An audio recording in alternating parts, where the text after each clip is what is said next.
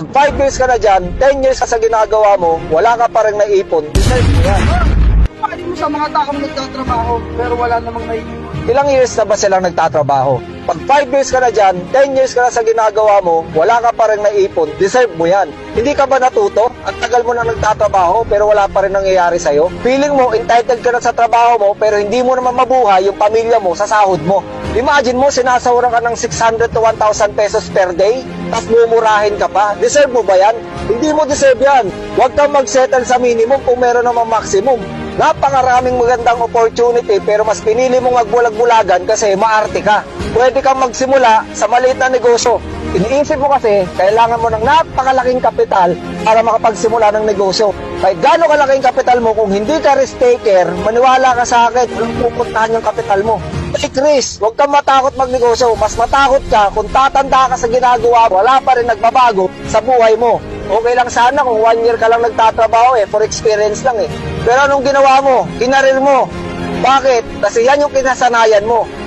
At pag meron kang nakikitang magandang opportunity, mas nauuna pa yung takot mo, mas nauuna pa yung duda mo, kaysa simulan mo magnegosyo. Sabi nga ni Warren Buffett never depend on single income, make investment to create a second source. Pero kung yung tipong tao na takot sumugal, huwag kang mag-expect na mababago ang buhay mo. Alam niyo naman siguro na nasa negosyo ang pag-aasenso. Yes! Kahit saan tayo magpunta, ipaglalaban ko po, nasa business ang pag-aasenso. Correct or correct? Yes! Kahit gaano mo kagaling sa trabaho, uutusan ka lang po talaga ng boss mo para sila ang yumaman. Ngayon, utusan mo yung sarili mo para ikaw ang yumaman. Very simple mindset. Napaka-simple na mindset yan. Na kapag yan ang naintindihan mo, magpo-focus ka na lang kung paano ka mag-improve everyday. Kasi alam mo sa sarili mo na nasa negosyo nga ang pagyaman at wala sa pagtatrabaho. So kung naintindihan mo na yun, magdadama ka pa ba? E di magpo-focus ka na lang, magtatanong ka na doon sa nakagawa. Kasi na naintindihan mo na nasa negosyo ang pag-aasenso. Kaklaro, anak? Klaro? Oh.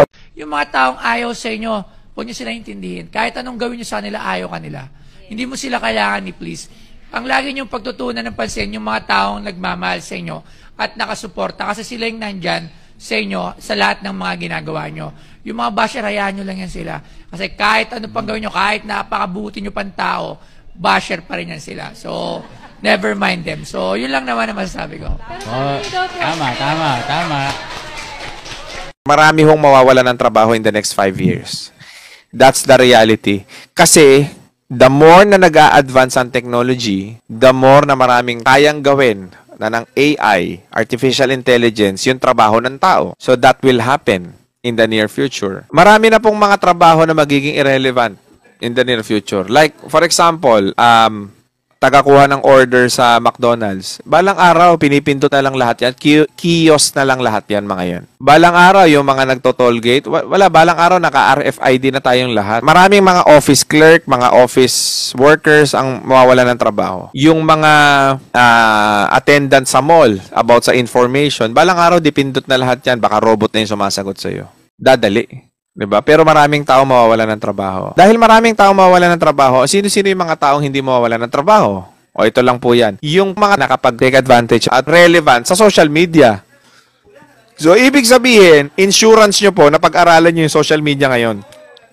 Insurance nyo sa buhay yan.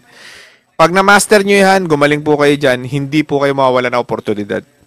Marami kayong kayang gawin na negosyo, marami rin kayong pwedeng maging trabaho. Diba? Yung mga nag-e-edit ng video, hindi po mawawala yan. Gumagawa ng application, nagfo-Photoshop, hindi mawawala yan.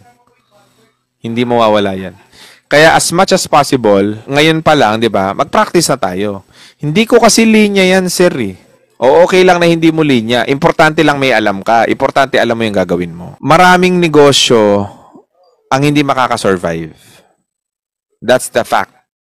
Kahit mawala po yung pandemic. Hindi sila makakasurvive dahil hindi sila makakasunod sa advancement ng technology, especially yung mga malalaking kumpanya. Maraming malalaking kumpanya, pag hindi nakapag-adjust in the near future, tatalunin ng mga newcomer, tatalunin ng mga new brands. Okay? So, ano ang kailangan natin gawin? Take advantage. Mapalad po kayo. Swerte po kayo. Dahil baka kayo na po yung malaking kumpanya in the near future. Yun po yung pwedeng mangyari. Kasi yung mga mayayaman, yung mga malalaki ng kumpanya, ito ho yun eh. Kontento na sila. Okay na sila. Advancement, okay na ako, mayaman na ako eh. Malaki na yung kumpanya ko eh. Hindi ko na kailangan yung mga ganyan. Yan ang magiging malaking factor ng pag-asenso ho ng maraming SME, yung mga maliliit na negosyante. Pag naging complacent yung mga big corporation. Pag naging complacent po sila. Yan na po talaga. Kaya ngayon, hindi natin masasabi, maaaring isa sa inyo ang susunod na business tycoon. Hindi natin masasabi yan. Kaya ngayon, umpisahan na natin yan, guys. Umpisahan na natin yan. Tandaan nyo, kung nasaan man kayo ngayon, kung sino man kayo, may pag-aasang magbago buhay nyo.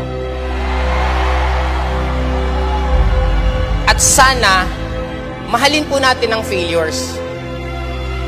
Mahalin po natin ang problema. Sino ba kasi nagsabing kalaban natin ang problema? Ang problema, kakampi natin. Walang naging successful na tao na hindi nahirapan. Walang nagsasalita dito sa harap na to na hindi nagutom nung nakaupo dyan. Puyat, pagod, rejection, nginingitian lang namin yan. Bakit namin nginingitian? Kasi alam namin, magbabago buhay namin. Huwag kayong matakot madapa. Huwag kayong matakot mahirapan kasi part siya ng growth. Second, love ko ginagawa ko. Kaya nga kung nahihirapan ka, bakit ka nahihirapan kung mahal mo ginagawa mo? Iba tingin sa'yo ng tao pag wala kang pera. Iba trato sa'yo ng tao. Hindi mo mabili ang kailangan mo. Pag may nagkasakit sa pamilya, yun ang pinakamabigat. tapos kailangan mong mangutang. Bakit maraming tao natatakot magnegosyo, mag-invest? Kasi Hindi marunong. hindi alam. So, anong kasagutan? Kung di ka marunong mag-drive, anong gagawin mo? Ito, mag-aaral ka. O, kung di ka marunong mag-swimming, anong gagawin mo? Mag-aaral ka. Kung di ka marunong magnegosyo, anong gagawin mo? Mag-aaral ka. Kung hindi ka marunong mag-invest, anong gagawin mo? Mag-aaral ka. O, pag natuto ka, hindi ka na matatakot. Kaya nga ang tanong ko sa mga taong nakikinig, ano ang mas higit sa buhay mo? Yung kagustuhan mo bang umunlad sa buhay? Kagustuhan mo bang lumaban sa buhay? Kagustuhan mo ba umangat sa kahirapan sa buhay ay mas higit pa sa takot mo? Kung ang takot mo ay mas higit pa, wala na tayong pag-uusapan dito. Okay.